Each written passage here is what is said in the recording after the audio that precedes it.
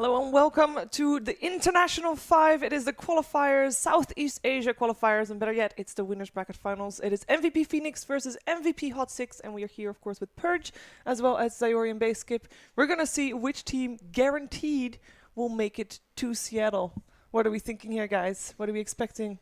I think it's a bit of a toss-up. There's a couple strengths and weaknesses for both teams. I think Hot 6 has better strategies.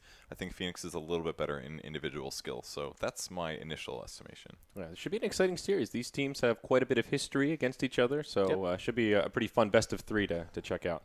Yeah, I mean, they're still in the same house, from what I understand. They're just in different rooms, so it's not quite. Oh, they moved over. They to have SEA? approximately 3 bedrooms in the MVP house and 1 bathroom.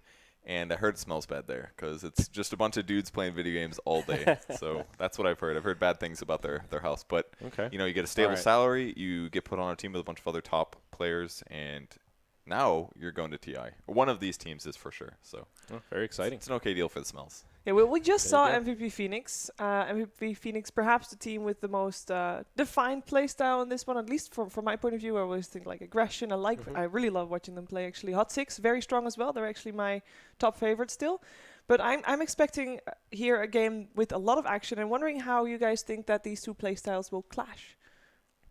Well, I already said what I think is going to happen. What do you think? Yeah, I think I favor MVP Phoenix just a little bit. Gotta cheer for my boy KP over there. Chat favors them as well, like 70-30. 70-30. I don't know if that's quite what I'm expecting necessarily. I think it's a little bit lopsided, like you said, but I do favor MVP Phoenix a little bit overall. And like Purge said, it's sort of on a play level. I feel like if Hot 6 are going to take this, it's going to be based on something wacky maybe in the draft. Well, they have been picking a lot of Bloodseeker, and that gets rewarded with the first ban from MVP Phoenix. So in terms of something wacky, perhaps the options kind of lowered here, but we are already halfway into the draft here. This is one set of teams that really knows what each other pick, because the benefit of having 2 teams in their house, and they've been doing this for over a year and a half, is that if they ever want to play, they just play, because it's really tough to find scrims in C. Honestly, it's very, very difficult. You can't really find any scrims before 7 p.m., and then you have to play sometime between 7 p.m. and 3 a.m., and usually the teams are all over the place,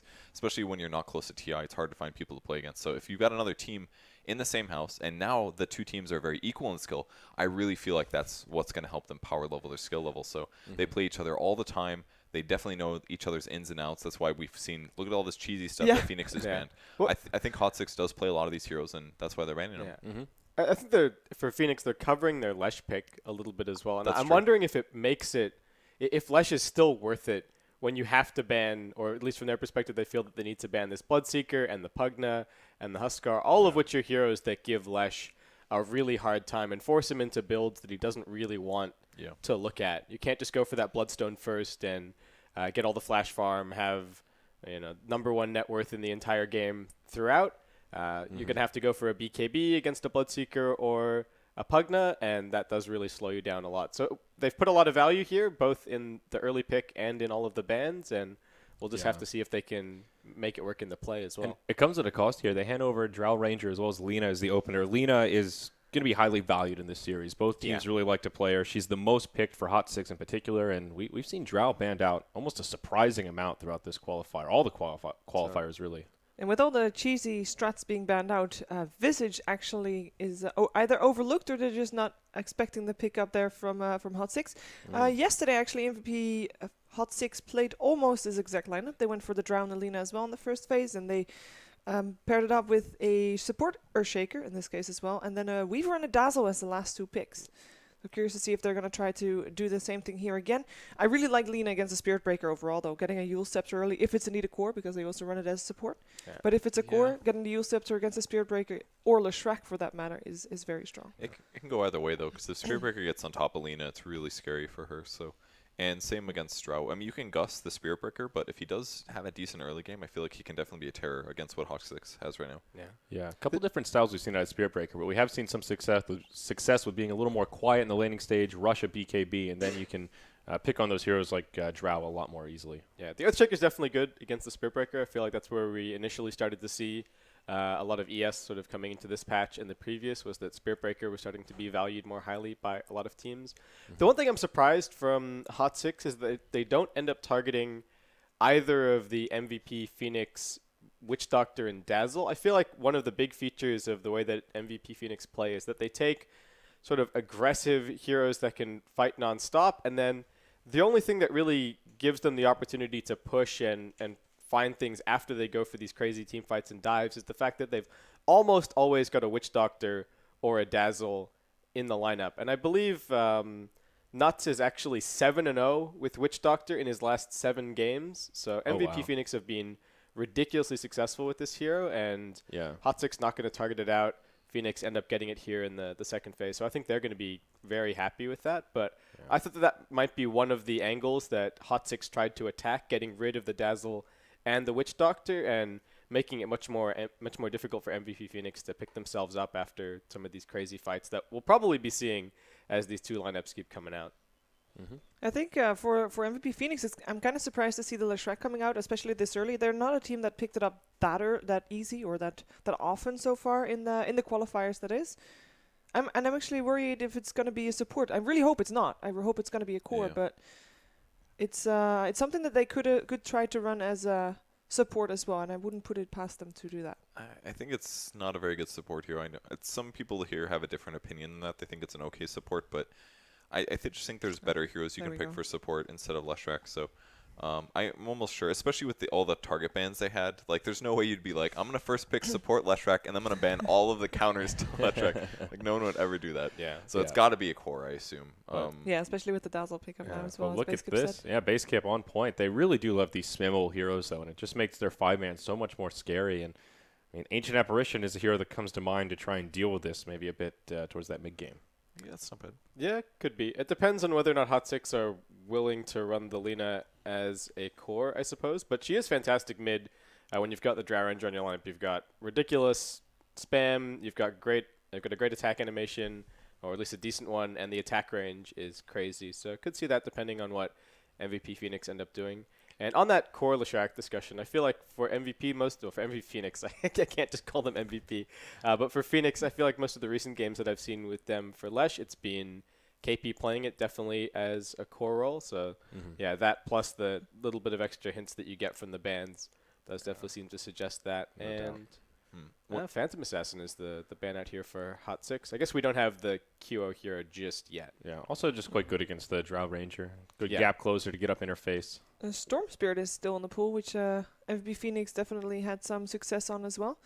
Perhaps something for them to pick up. And Hot Six, it is the Weaver that gets banned out against them. So it is MVP Phoenix that's expecting Lina and Earthshaker to be support roles, both of them. One problem with the Hot Six draft is they have 2 melee heroes already. So the Drow Ranger is already not getting very much value out of Aurora. I'd really like to see her play more of a core role and less of a stats for everybody or damage for everybody build.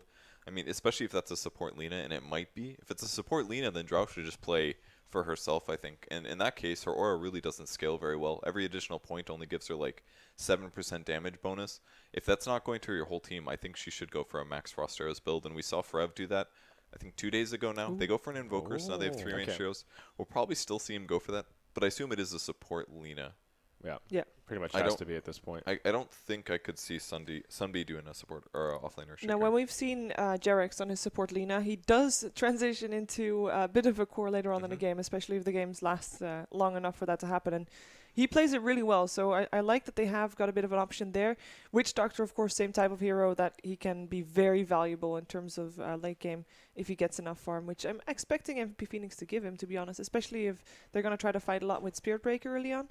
One more hero left for them. What are we expecting here for MVP Phoenix? There's still got a minute left. Certainly a QO hero. TA's already been banned out. Ember Spirit, one of the classics that they like to pick up. Storm as well. And Storm, I don't so the big 3. think Ember's good against Drow. Ember's not good against Drow. And it's probably a Coswex Invoker as well, so you're looking at Tornado to dispel the Flame Guard and probably an Orchid coming out. So that's a good point. I think Ember's off the table. Maybe Storm also quite risky with the EMP from Invoker? Potentially. Yeah, in terms of other lockdown, MVP Phoenix are decent as well with the Earthshaker, so that could get a little bit difficult. We'll just have to see what they go for. How do you guys feel about this Invoker pickup? Personally, I like the hero, but I feel like he hasn't been very successful this patch or across any of the qualifier games that I've really seen him in. I've seen a lot of Coswex Invoker. He runs around, he gets maybe 1 or 2 kills. often gets to his Orchid, but just never manages to get any of the solo pickoffs that we're kind of used to, and then just falls flat on his face once the mid to late game starts dragging around and BKBs start coming up. I feel like on paper he should be good this patch, but I know his win rate is sub 50. I can't recall the number off the top of my head, but it's pretty low. And here we go. They go with the Slark final pick for QO.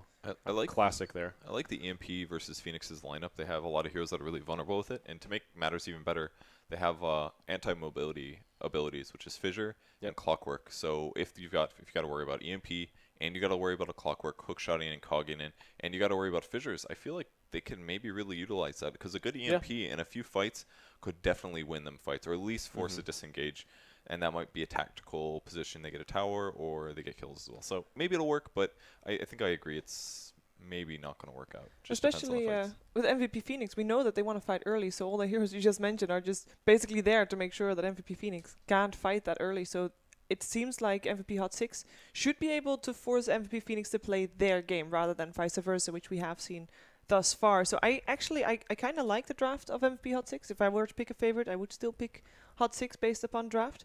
Yeah. It is very geared towards fighting MVP Phoenix, or at least fighting it. MVP still have so much sustainability, though, not only in just their two supports, but also Slark has a lot of sustainability of his own, and I worry that they don't have too much to quite deal with that. I guess a lot of burst damage coming out from the Lina, but we'll see how it comes out. We'll indeed see how it comes out. It is MVP Phoenix versus MVP Hot 6, Winners Bracket Finals, TI5 Southeast Asian Qualifiers, and time for the game with Baseskip and Zayori. All right. Let's go. Mr. Baseskip. Let's go. I'm excited. Indeed. This should be a good series. Just game one of a best of 3, and this is the winner bracket winner bracket. So, of course, the winner of this will be going to Seattle in some form for TI5, whether it's through the wild card or to the actual main event, but very exciting for both teams. Which draft do you favor here? I think I personally favor the MVP lineup a little bit. They've got the Slark and the No way. MVP, huh? The Phoenix. Sorry, what am I doing? You're right. The MVP Phoenix lineup. This is going to be tricky, and especially since they're both tagged as MVP at the top. That's just what you look at by default is when you're casting. So so Hot 6, Phoenix and Hot 6. Yeah, Hot 6 on the Radiant, Phoenix on the Dire. Yeah, might just end up using Radiant and Dire a decent amount, but I think I favor the Phoenix lineup overall. I like the Slark pickup. It doesn't look like he's going to get punished too heavily in the lanes, and that's kind of the one place that you're a little bit worried for the Slark. And I feel like the Drow Ranger should be dealt with decently, but it is pretty close. It just looks like MVP Phoenix are very comfortable. And we talked about the Witch Doctor and the Dazzle in the draft, and they've got both of them here. So I think the support play is going to end up being a pretty big deal. Yeah, most definitely. Early runes will just be split. Both sides will stay fairly defensive. Slark as well as the Invoker grab the initial bounties. Looks like for the Radiant side here, it'll be the off-lane Clockwork, mid-lane Invoker, and really nothing too crazy about this lane setup with a safe lane try. A lot of killing power there, and well, Dire side seems to be doing pretty much the same. Spirit Breaker in the off-lane. They will have one stationed up in the mid, ready to snipe that courier. Q will be here on the Slark, and Febby trying to grab that little chicken, but good pathing from Hot 6, and it will not get picked off quite yet, at least. But it's pathing back just directly. as I say that. Oh, my. Febby's going to see. I think he's got it. Easy. No way to upgrade that one, and that's courier kill. So Phoenix get a minor victory here to get things started. 16 lucky viewers enjoying that one.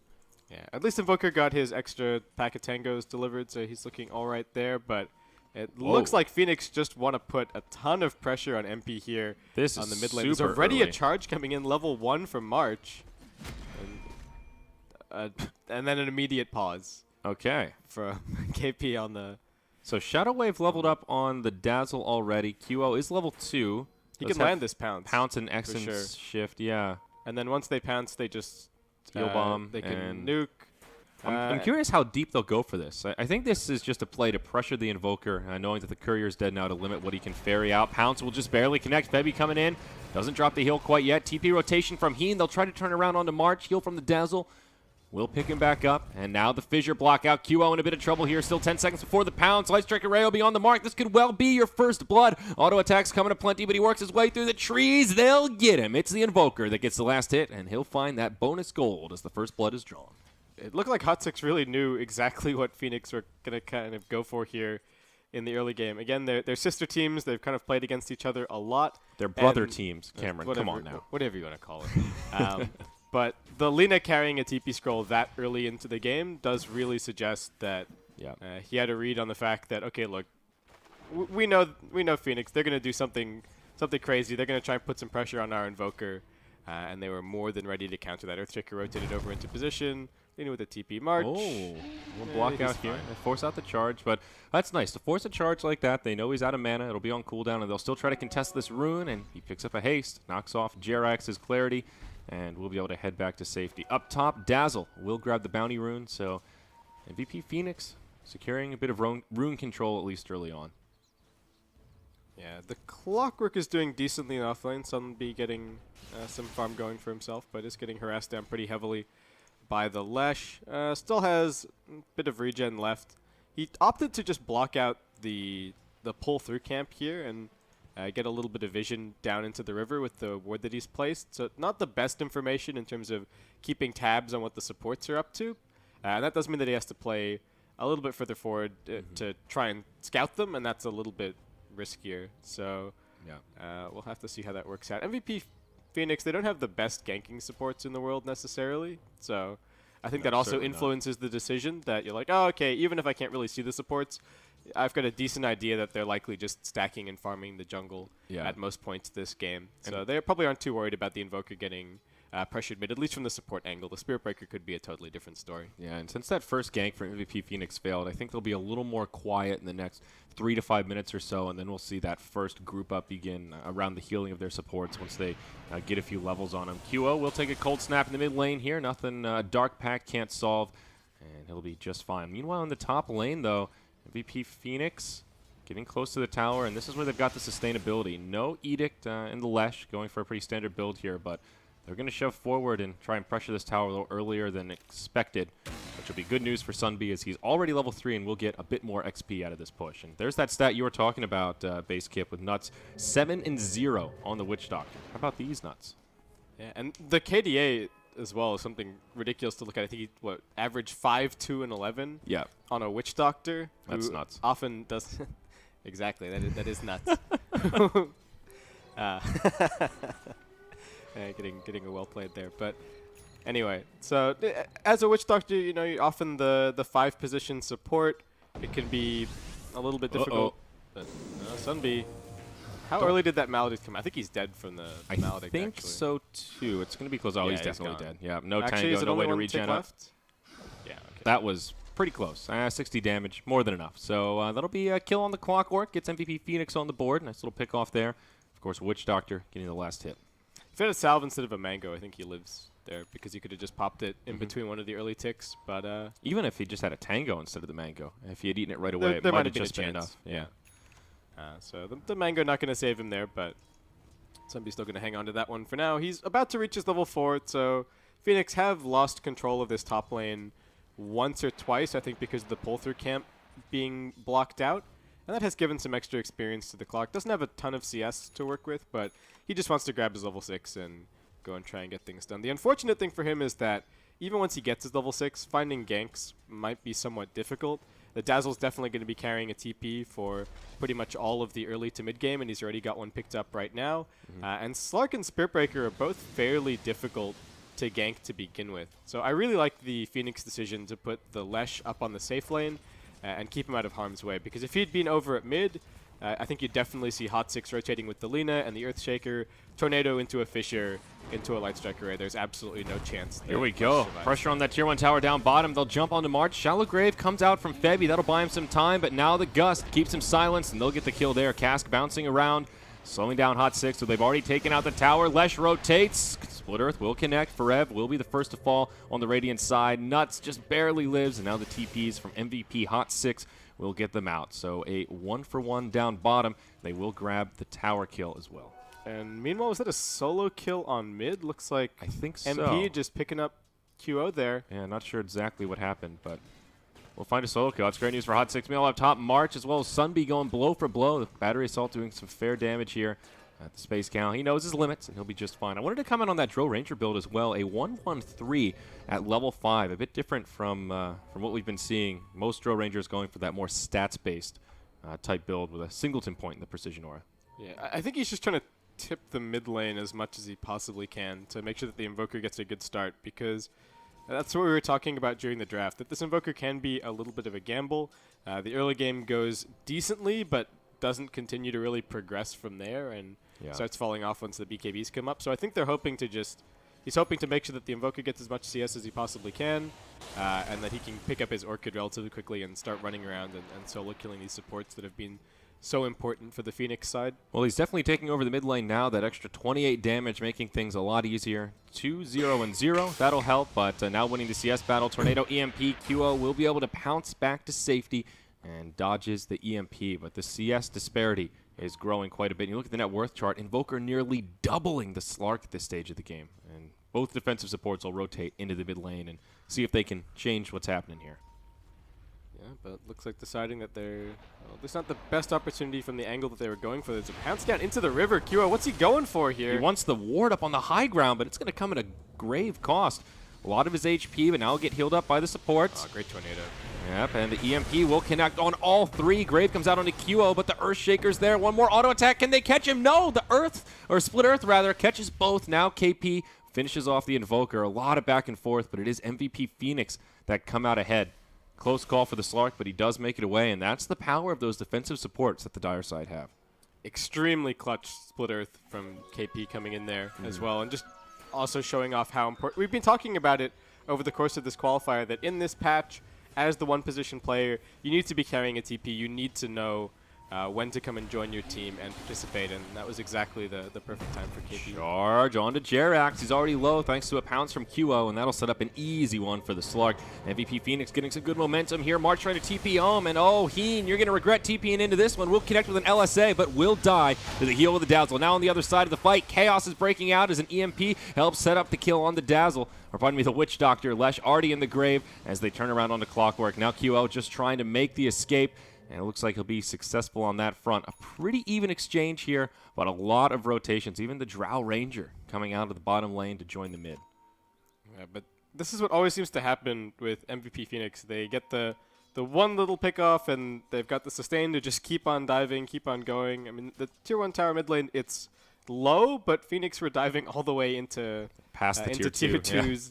Yeah, but QO back, feeling nice and safe, backed up by Febby, is going to be able to get out. He was even looking to turn around there, sort of got up into the fog on the high ground, realized there's no ward here, I can bottle, I can get my heal off of my ultimate, and actually even still had his ultimate available, so I don't think he was really at risk at any point.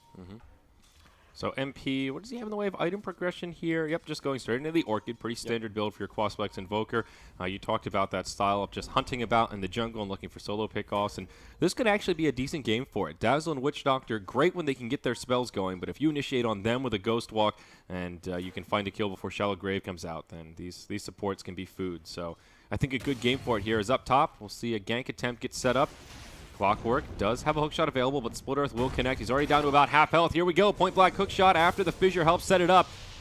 EMP from around the tree line will do some damage, but not enough to keep the Clockwork alive. Dazzle not going to get off the Shallow Grave, and it will cost the Lesh his life. Now Nuts in some trouble as he's cold snap trying to juke through the trees. He's juking, he's jiving, he almost stays alive. The heals are just enough. He will walk back to safety. Now a charge from the Spirit Breaker onto Jerax. They want to punish this dive, and boy will they. March should be able to connect on this one. Fissure is up, but can't get it off. That cast point just too long. QO comes pouncing in, won't connect, but still sets up the kill, and Earthshaker will end in the grave. Now on the backside of it, they'll chase down MP. Tornado won't connect, or pardon me, MP won't connect with much, but nor will the pounce. More heroes rotating in as they try to finish it off the Invoker, but Cogs from the Clockwork push back QO. That sets up the kill there. March and Febby on the run. It seems Hot 6 have the reinforcement advantage here, but another beautiful Split Earth from KP. He's got the Pulse Nova on. He'll chase down the Invoker, finds the kill there. Now another charge in, but it's the Drow Ranger that joins the party. Gust pushes him back, and again, it's the Dire side on the back foot, but Nuts is here. Cask bouncing around like crazy. Another brilliant Split Earth, even though Hadouken flies through. Nuts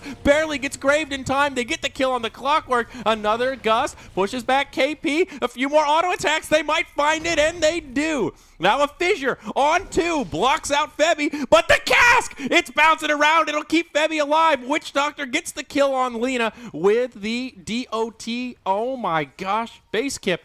What is going on? That was an absolute bloodbath on top lane. I was like, okay, they're finally going to disengage now. That's the last kill. Never mind.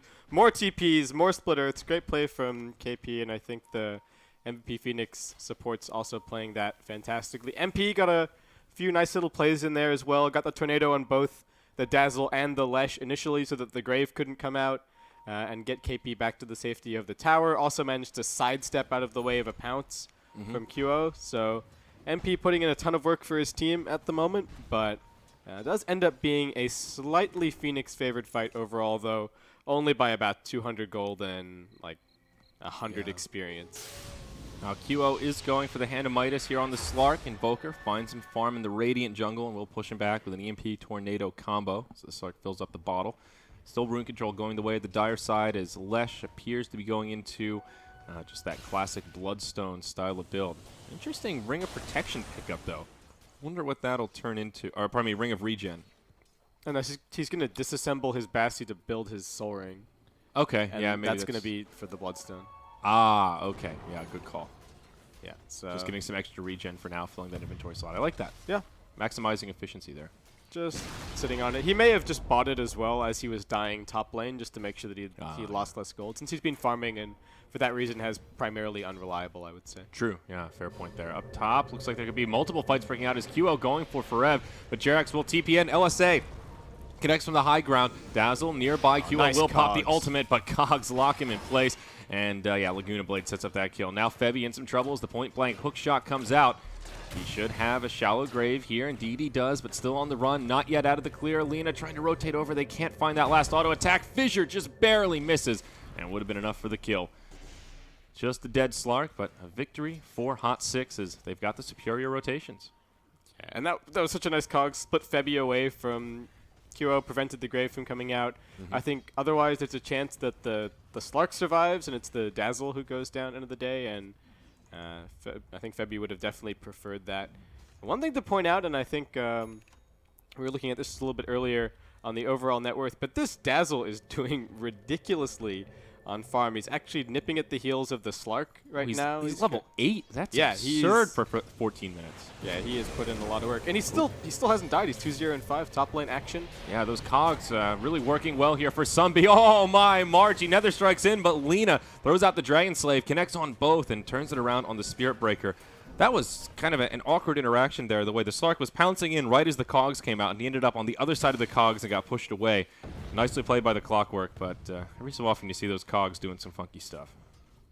Yeah, and I like the way that Hot 6 had been playing this. I think the Invoker got his core levels, and now he's just running around throwing Tornado EMP every single time it's available. And I wonder if maybe that's the concern that I've been having with some of the other Invokers that we've seen, that they kind of get these initial levels, they get their combo going, but never really manage to find a whole lot of initial action. And some people only go and start looking for things once they've kind of finished farming up their Orchid, and otherwise they'll just sit on a TP scroll and think, okay, look, I'm farming, and if something breaks out, I'll go and counter-initiate, because, of course, Quasark's Invoker is fantastic at that. But MP's just been running around like a madman, getting things done, and really putting his team on his back thus far. Also, great farm on the Drow. She's been relatively uninterrupted, has only joined a couple of crucial fights, and somewhat greedy build from Forev, but I think it works out just fine here as he goes in for the HOTD. Does he have a creep dominated? He does, in fact. It's over by the Ancients right now. Hook shot on the nuts, and this one's going to be a little bit rocky. Battery Assault, more than enough damage. Dazzle trying to come over for the shallow grave, but can't get there in time. Nice solo pickoff for Sunby. Looks like he's got a Satyr Tormentor and try and stack up some Ancients on the Radiant side. MP up top, they bump into QO. Forev starts it off with a silence, and well, as soon as he cleanses it off, there's another one there with the Orchid. Nice reveal, and Invoker will secure yet another kill. And the Hand of Midas on Slark, I don't know here. Looks like March could be thinking about a Hand of Midas as well with his casual Gloves of Haste. Yeah, he does tend to do this a lot on his Spirit Breaker. I think it tends to be his preferred build, but normally the early game goes a little bit better for Phoenix than it has here, and I feel like they're losing a lot of momentum. Yeah. Well, the combination of somewhat greedy builds on all three cores is coming to bite them. I mean, if you look at the net worth, it's 4K, but the Slark's Midas is in there as well, so that's not really an amazing early to mid game item. If you block out the Midas, he's got barely nothing in his inventory. The Lesh is still just working towards his Bloodstone, which, while we've talked about, is an amazing item and very good for farming, but he's still going to need more, and he's still sort of creep-focused for the time being. So Oh, here we Optics go. punishing that perfectly. Invisibility rune on the Clockwork, sets it up onto March. He'll get bashed, or it looks like charged right in there. Jerax throws out a fissure. Febby has the shallow grave, but it just buys March a couple of seconds. I think Clockwork should still be able to take him down. Jerax drops the Echo Slam before he falls. Hook shot misses at point blank. Oh, Sunby, that would have been an easy There'll kill. be a charge soon. Oh, it's up, actually. And he will charge away. There is a rocket. Maybe he can find it. Ooh. Oh. Nope. Not even going to try. Okay. Well, a bit disastrous for MVP Hot 6 there. Thinking it would just be a free kill, not quite realizing the Dazzle was nearby. I feel like Febby's positioning this game has just been spot on. There have been so many shallow graves that have turned those little exchanges around. Invoker cruising around, though. Ghostwalk on. Orchid at the ready, looking for a pickoff. Sees that little armadillo running around here, and oh, QO. He's in some trouble. Out comes the Cold Snap. Does he actually have the damage to find this kill, though? I don't think the Soul Burn's going to be enough. And yeah, Dazzle has the shallow grave. Tornado pushes him back, but QO will just barely live. Goes into the ultimate form. Shadow Dance buys him some time as he regens up. Pounce will be off the mark. Lena's there. Drops some damage, but Hot 6 on the back foot. March goes cruising on in. Finishes off MP.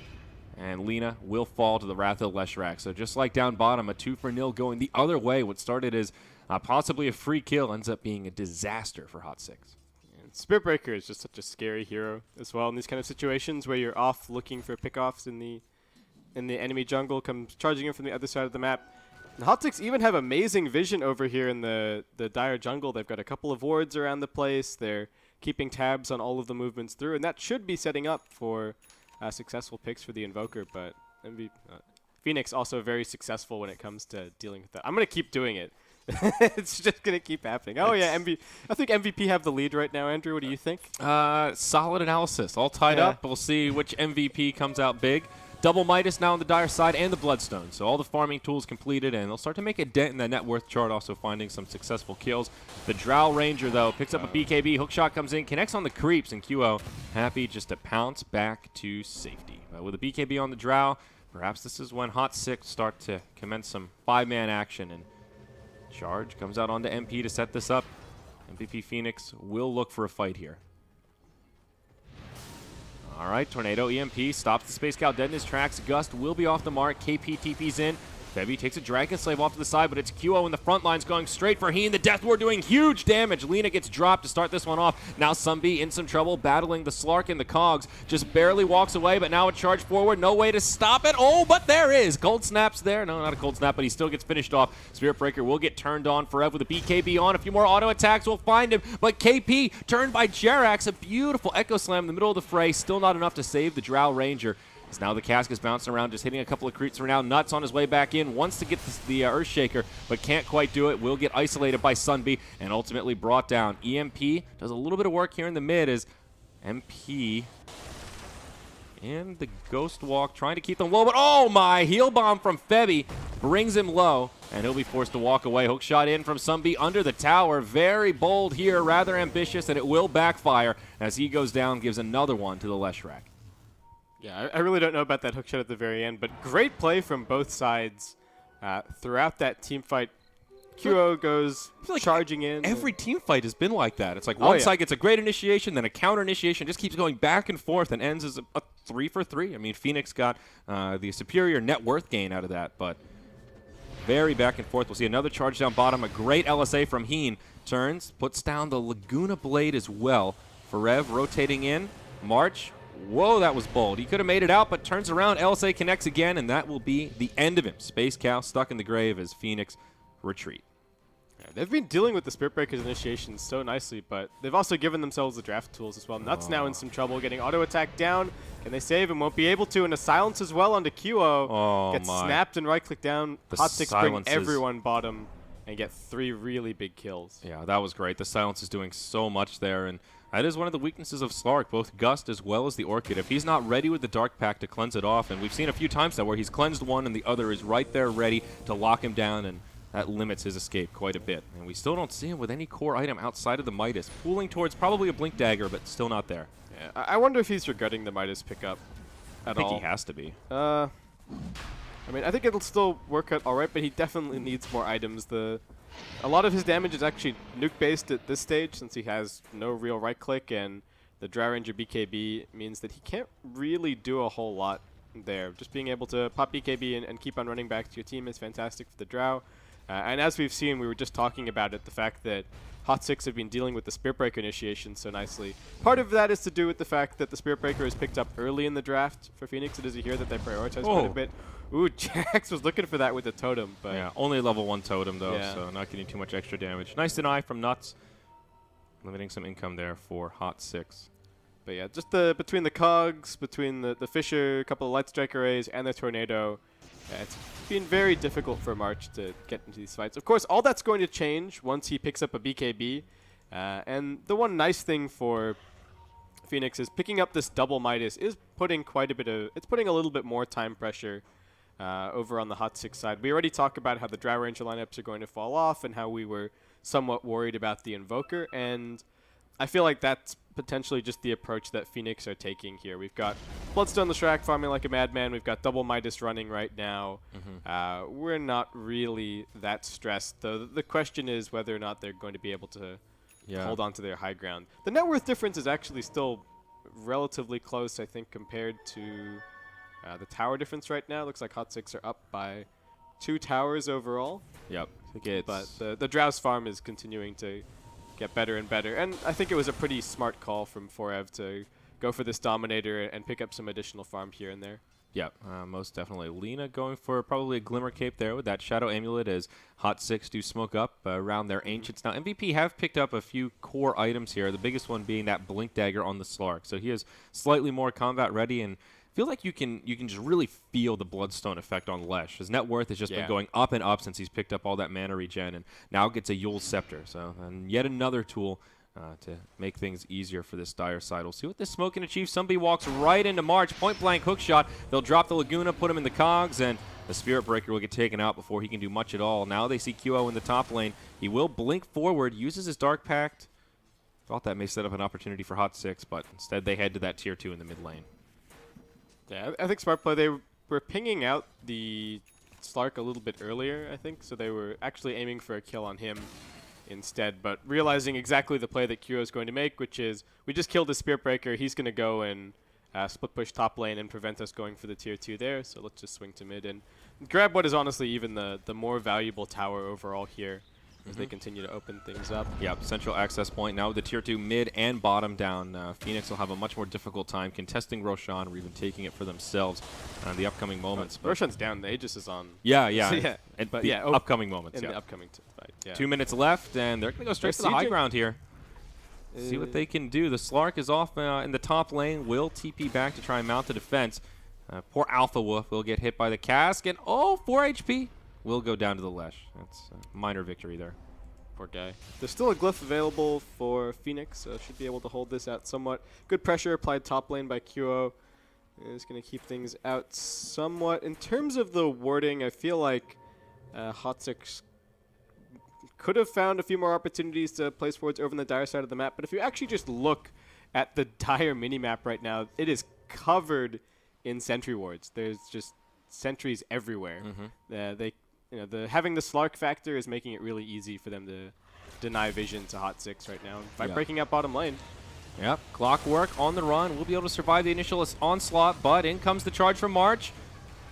Death Ward doing some serious work here. Lina will be the first one to go down. Now they get the kill on Clockwork. A fast 2-0 as MP will move into Ghostwalk form, and he heads for the hills, but they've got a dust. The Split Earth will connect. Tornado on the entire team. It feels like Pounce just barely clips him. Will set up for the charge, and he goes down. Jerax takes a cask, and oh my, Phoenix. Huge play from Nuts there. The Earthshaker was a fraction of a second away from blinking and echo slamming on 4 heroes that were all trying to kill the Invoker. Might have found 1 or 2 kills, but Nuts just auto attacks him once and cancels the Blink Dagger, and then just find 1 more. So great play there, and huge burst momentum for this Dire side. 4-0. Aegis still standing on the Drow Ranger, but it's just about to expire. So they're pretty okay with leaving her left alive. They get the tier 1 tower down bottom, and KP will get the last hit on that. So look at that net worth graph, and Lesh is pretty close, or a chart rather, but yeah, the graph tells the story very clearly. Lesh almost overtaking the Drow Ranger as number 1. Yeah, and Slark's Midas is continuing to push him up and up and up. The Spirit Breaker, after that fight, almost has his BKB completed, and like we were talking about, once that's up, Hot 6 really have no way to deal with the Spirit Breaker's initiation. And I'd say at the moment it's been kind of 50-50 for March. Some of the charges have been successful and gone in and found their targets, and about the other half have been cancelled by one of those abilities that we were talking about. So switching that to 100% with the BKB is going to be a very big deal.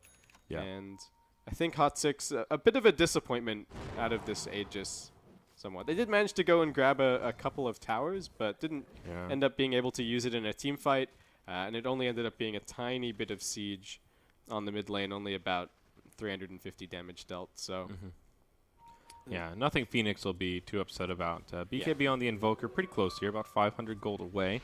Steps in the right direction for Hot 6. And it looks like Earthshaker thinking about a second Glimmer Cape for the team. One already up on the Lina, and he's already got that cloak. Probably progression towards his own. I see some drawing on the mini-map here. Radiant side, maybe interested in just trying to invade the Dire jungle and stay aggressive. But here, just shy of the 30-minute mark, all tied up 21-21. These two teams feel very evenly matched. Yeah, definitely. But it does feel like Phoenix are just nickel and diming out the wind right now. That's little a good wins term for here. it. They've got they just get a little bit of extra farm here.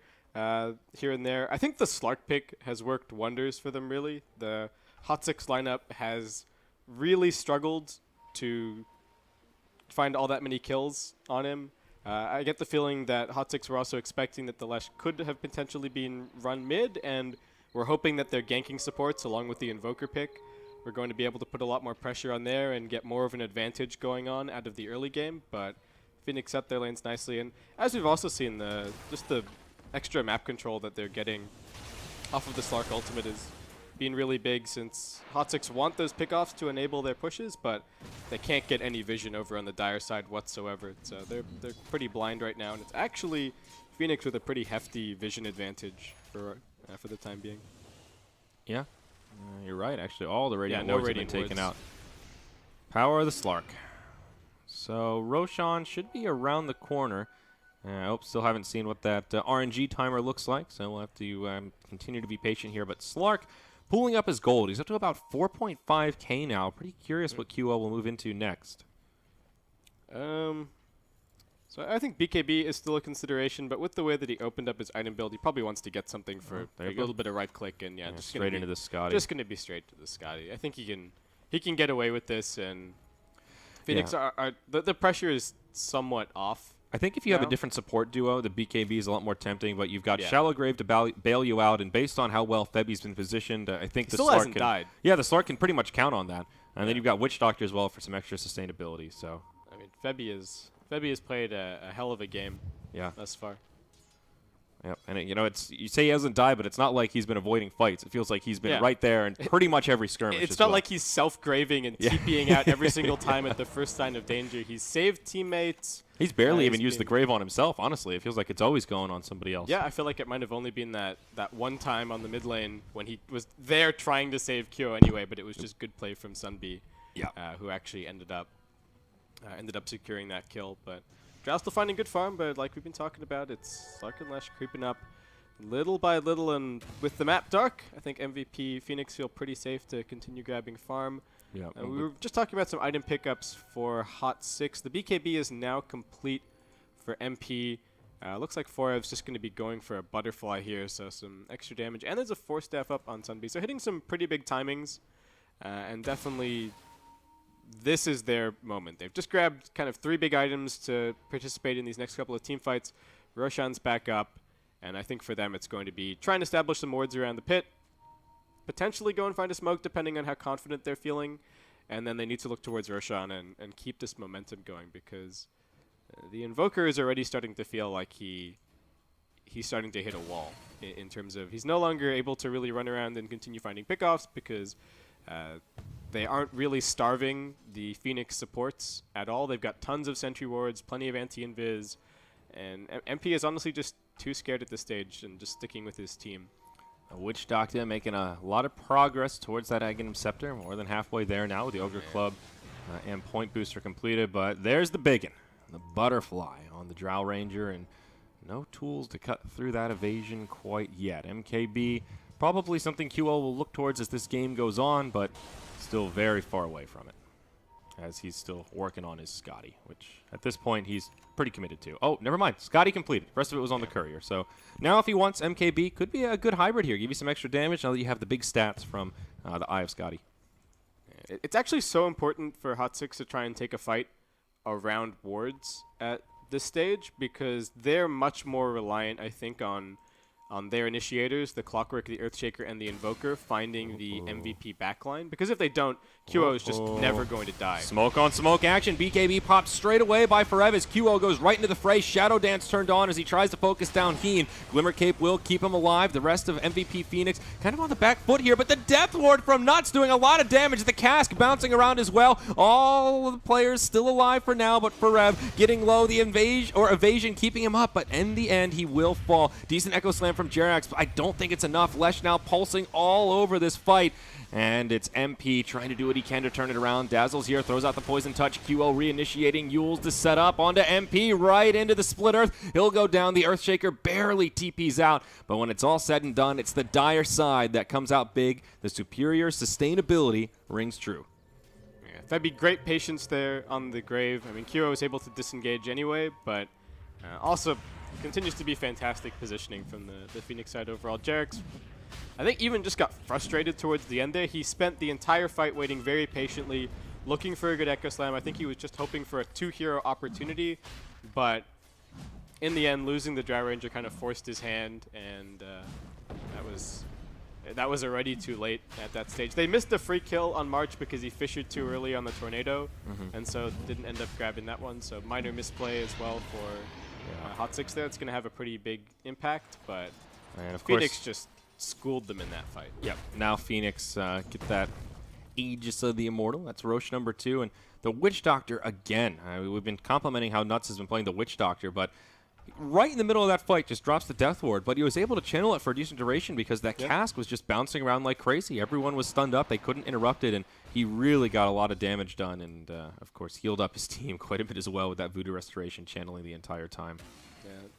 The other thing that Phoenix had going for them there, I think it was nighttime during the fight, and Slark still has enhanced night vision, I believe. So the fact that the Phoenix supports were able to just hug back towards the camps and stay out of vision, I think that was the biggest thing for Febby. Just amazing awareness of the of the fog and what Hot 6 could actually see, and then only really revealed himself when it was necessary.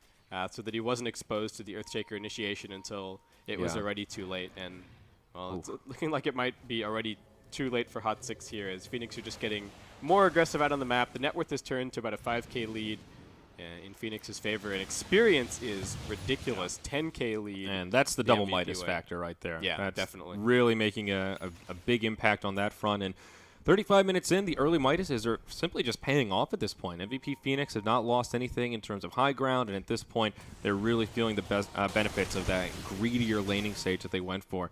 Now they'll start or continue the 5-man towards the top lane. Looks like they'll start pressuring some tier 2 towers. All 3 still standing for MVP Hot 6 on the Radiant side, and they will start to group up here in the top to take a fight. QO goes straight in onto the Clockwork, takes some below. BKB Lesh charges into the front lines as well. MP BKB, but the Pulse Nova doing a lot of damage here. Lesh will end up falling, but no! Shallow Grave comes out, keeps him alive. Clockwork, the first casualty of this fight. He won't have a buyback. The Echo Slam from Jerax sets up a kill on Lesh as well as the Lina. A double kill there, but Lesh coming right back to life as Jerax ends up going down himself. They kill the Space Cow, but they don't have anything left. It's only the Drow Ranger. She's getting dove. Give him the Rampage. Oh, buyback now from the Earthshaker. Gust comes out, and bada boom, bada bing. Evasions are there, but it's a Rampage for QO. Dieback now for the Earthshaker. Also a buyback for the Drow Ranger.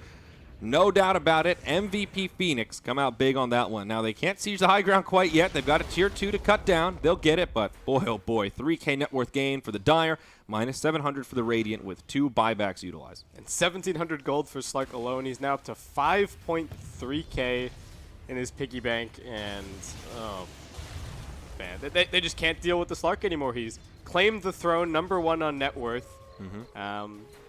hands. I don't know what Phoenix, what Hot 6 can do anymore. That fight felt like the nail in the coffin. That was just too much. And we talked about how the economy has paid off, and now it's going to be even bigger. Aghanim Scepter up on the Witch Doctor. He's already done huge damage with just the regular Death Ward. Now that it's upgraded, things get a lot more scary. At this point, Slark can just right-click the MKB if that's what he wants. And I can't imagine he'd really want anything else at this stage. Maybe the BKB if he was really feeling like it's a bit too much. I guess Divine Rapier could be an option. Fair point. He's got enough gold. But no, I think he can continue to play it safe here. Yeah, He goes Basher, so into an Abyssal. Abyssal Blade. I think that. Similar to the MKB. Lots of damage, and will still give him a lot of killing power. Yeah, it gives him some good lockdown. And I don't even know if the Drow is that much of a problem for him right now. So long as somebody is just staying right up in the Drow's face and making life difficult, then I think that's absolutely all right. Yeah. And yeah, it looks like that's going to be that Abyssal Blade coming in. Yep, already Phoenix has the relic. with total control of the map. I think the Spirit Breaker almost has an AC. It's actually getting delivered the right recipe this second. coming out. Does He's he got have all the the other rest of it? components. Okay. Yeah. So 2 more big items to go with that. Aghanim's on the Witch Doctor, and we didn't mention it, but the Solar Crest on the Dazzle. Huge item pickup there. Gives the Slark some more survivability if need be, and also can limit the damage output of one of these right clickers. So feels like the beginning of the end here for Hot 6 in game number 1. Remember, this is a best-of-3 series, folks, and we are in the upper bracket. No one getting eliminated off this series, but we'll see a dive onto MP. Abyssal Pops the Blade. BKB, but Abyssal rains from the skies. QO taking a lot of damage, will fall. He just the Immortal bringing him back up, but on the backside, Lesh doing huge damage. Jules just barely keeps him alive after a beautiful shallow grave. Now 4F BKB'd, but stuck outside of the base, getting bashed up plenty. The Blash brothers are in town, forced after the high ground. That's his Invoker friend helping him out, but all of a sudden, it's a 5 versus 2, and there's nothing they can do but turn tail and run towards the well. In comes KP. He's trying to chase him down. Pulse Nova's running a plenty. MP moves into the tree line. Won't be able to fog it. And their entire team about to end up in the grave. Drow will just barely live. I think we could be in GG territory here, Base Kip. Yeah, well, Phoenix are diving past a tier 2 into the well at this stage of the game. So I don't know. It's pretty telling. Yeah, that is very telling of the state of the game right now. And they've still just got all of that support sustained. They've got not a whole lot of mana left on Nuts for the Voodoo Restoration, but earn charges aplenty, and the Dazzle heal topping everyone off. And I mean, we talked about it in the draft. This is just the style of Dota that MVP Phoenix loves to run. QO on something that can dive, and the support's just making sure that he stays alive at the very least. But Yeah, they've got another tier 2 tower to chew through here. They'll just rotate down bottom and two lanes of barracks up. It's pretty even game for most of it, but boy, did they take over once we got past the mid game. I think even definitely hard game. I think the most interesting thing to look at on that graph is not even necessarily how big the lead is right now, but how relatively small the lead was for Hot 6 when they were actually ahead. They never broke more than 5k net worth, and as much as there was a whole lot of fighting in the early game, Phoenix actually did surprisingly well with the item decisions that they made. You have to keep in mind that the Slark was fighting with a Midas. You have to keep in mind that the Spirit Breaker was going for a Midas early on as well. And even with that, Hot 6 weren't able to take the fights in a one-sided enough manner that they could make full use of the Drow Ranger strategy and just knock down all of the outer towers very quickly and build up a huge gold lead. So yeah, most certainly. Yeah, during the draft we said Phoenix probably a little bit better in terms of individual play, and I feel like that's really what's kept them in this game and helped kept it even while they just waited for those farming tools to really kick in. And certainly agreed. And like the support play from Nuts and Febby has just been ridiculous. I think Febby is still yet to die, and he probably isn't going to now that he's got a Solar Crest. 0 and 18. He's also picked up a Crimson Guard, mind you. Not an item you get to see on Dazzle too often. Like the luxury of all luxury items, I'd say. And very telling of his performance so far. Doing my Dazzle proud. All right, so Phoenix coming in for bottom lane at the moment. Don't have the Aegis right now, but I don't think they're all that concerned. No. I mean, if they wanted to, they could back up and they could farm some more items. There's 3.6k gold on the Slark, so could even add the MKB to the inventory after the Abyssal Blade. Lesh has also got quite a bit of gold stacked up right now, so he might be grabbing something. Though the other option is just to save for buyback Boots of Travel straight in, and MVP Phoenix could end the game right here. But Roshan's actually going to be up in about a minute's time, so it looks like relatively early respawn. And Phoenix could also look for that if they're feeling even the slightest bit worried that they might not win this game.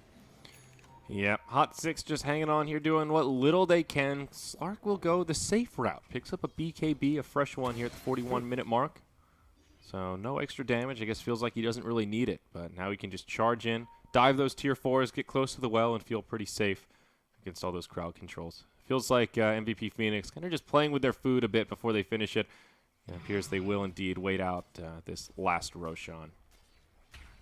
BKB, that's not a very QO item, I feel, but it's a trip to Seattle on the line one way or the other, like we were saying. So it looks like his team, maybe March is having a stern word with him, like, look, this is important, buddy. Let's make sure that we win this one. I don't think this game is even remotely possible to throw, but Hot 6 aren't GGing out. They're gonna continue to hold on to it. Pretty insurmountable. MVP Phoenix wait for the Roche, and it seems they may not even go for it. The big boy's back, and here we go. The Hail Mary play from MVP Hot 6. They move out of the base. QO jumps right on him, gets orchided, but hey, that's that new BKB debuted. Out comes the Abyssal Blade onto MP. Force will buy him a little bit of time. He gets bashed and ends up on the low ground. Oh, how lucky for him. QO takes the shallow grave. That'll keep him alive as Lena is the first to fall. Death Ward from the other side of the trees from Nuts doing huge damage. And Hot 6 say, we've had enough. 5-0 for the final fight. That will demoralize us into a GG. Nearly a 30K net worth lead for Phoenix as that game ends. And, well, as we talked about, pretty even as we got through that mid-game. But once the Dire pulled ahead, it just seemed like it was their game for the taking. Definitely. And I don't know what to say for Hot 6. I think giving away the Dazzle and the Witch Doctor proved to be a little bit of a mistake. They held down the early game so fantastically for Phoenix, and you can see it that they had one cohesive game plan the whole way through, and it just worked. Yep. And we were talking about it that if Hot 6 were going to be taking games here, it has to be on the basis of strategy. It has to be on the basis of having a slightly more creative draft, but it feels like Phoenix had their number, at least in that game. Yeah, so we'll welcome back Purge and Shiver. Shiver, you might want to get your mic down so we can hear you. There we go. Victory. Victory is found. So thoughts about that game, Purge? I think the support play from MVP Phoenix was a bit better there. We did see that Nuts has a complete win record. He hasn't lost yet on his Witch Doctor. And his positioning was just really good in a lot of those fights. You'd be, like, the camera wouldn't even catch it half the time. It would just be Nuts on the side of the fight, casking, maledicting somebody, getting crucial ultis down. I think that was really clutch. Febby played extremely well as well. Also, I loved his items this game. Didn't just go for the fast solar crest that we see a lot of supports do. He also gets HP on top of that, so it just makes it really hard for him to die. He can grave somebody else that's in trouble. And there was just, I think, too many fights where Hot 6 couldn't quite kill everybody even though they were low. And if that happens enough, like, a Slark's going to eventually outplay you. Yeah. Yeah, for me, I mean, the fights early on, I thought MVP Hot 6 is going to pick the heroes like Earthshake and Clockwork to delay the fighting and maybe try to, get some more grip themselves on the game before actually trying to go head-to-head to Phoenix. But they just used all the abilities just to fight as much as MVP Phoenix did and basically try to fight MVP Phoenix on their term. And MVP Phoenix just does a better job in that regard. So as you said, the strategy falling short in this case because they kind of got baited into not strategizing at all, just go fight. So thoughts about an MVP for that game? Is Febby a safe bet? I think that Dazzle play was just top notch. Febby. Yeah. 3-0-18, I think, at the end of that game. Yeah. Didn't die, graved people before they died. It helps QO stay alive. I think he did really well there. It was good performance by him. Yeah. Fully agree. All right, so looking forward, what are we thinking? How can Hot 6 turn this around and at least take us to an ace match to stay alive in the upper bracket? Is it just all about strategy, as we've been talking about over and over?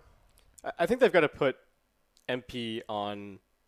I don't want to say a better hero because I don't want to imply that Invoker is necessarily bad, but MP played pretty good, really, really well that game. I think he got some good early levels. He got a solo kill on QO. He went and led all the fights for his team the entire game through, and even that wasn't necessarily enough. So I feel like Invoker as a pick kind of let them down somewhat, and as much as it is one of his signature heroes, I don't know, maybe see him on something that's a little bit closer to home this patch. Yeah, something like the Queen of Pain that he can have a big impact on. So hopefully they'll be able to get something like that through. The Qualifiers Invoker continues to suffer a poor win rate from 38 to 37, I guess. I don't know if that one was his fault. I mean, he was 5-1-0 in that early game. Yeah. You could maybe argue. I mean, the fights were obviously very chaotic, so maybe that was not his fault. But he does scale a bit weak in the late game. If their team groups up, you can't really get those solo picks with Orchid.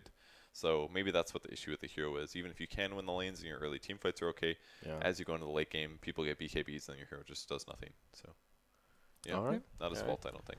Okay, so with that, we'll have a quick break, and then game number 2 of this MVP versus MVP series will be right around the corner. Stick around, folks, because there's a lot on the line here at the TI5 SEA Qualifiers. Tornado into a Fissure, into a Light Strike Array. There's absolutely no chance. Here we go. Pressure on that Tier 1 tower down bottom. They'll jump onto March. Shallow Grave comes out from Febby. That'll buy him some time, but now the Gust keeps him silenced, and they'll get the kill there. Cask bouncing around, slowing down Hot 6, so they've already taken out the tower. Lesh rotates. Split Earth will connect. Forev will be the first to fall on the Radiant side. Nuts just barely lives, and now the TPs from MVP Hot 6. EMP won't connect with much, but nor will the Pounce. More heroes rotating in as they try to finish it off the Invoker, but Cogs from the Clockwork push back QO. That sets up the kill there.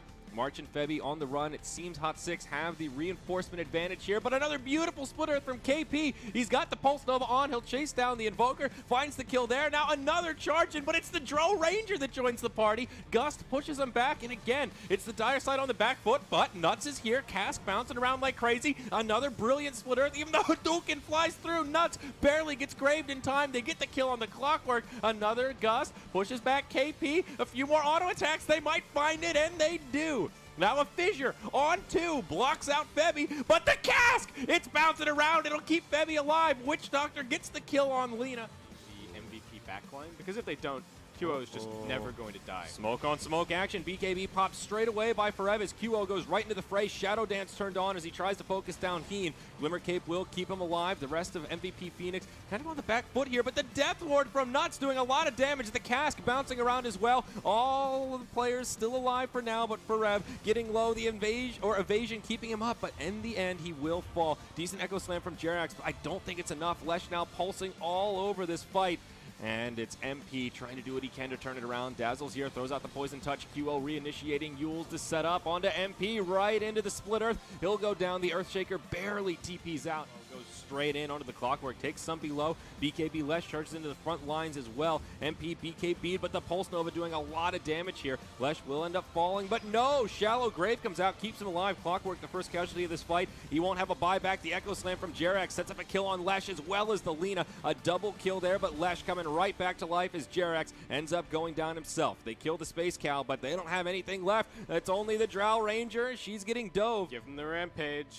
Oh, buyback now from the Earthshaker. Gust comes out, and bada boom, bada bing. Evasions are there, but it's a Rampage for QO. Dieback now for the Earthshaker. Also a buyback for the Drow Ranger.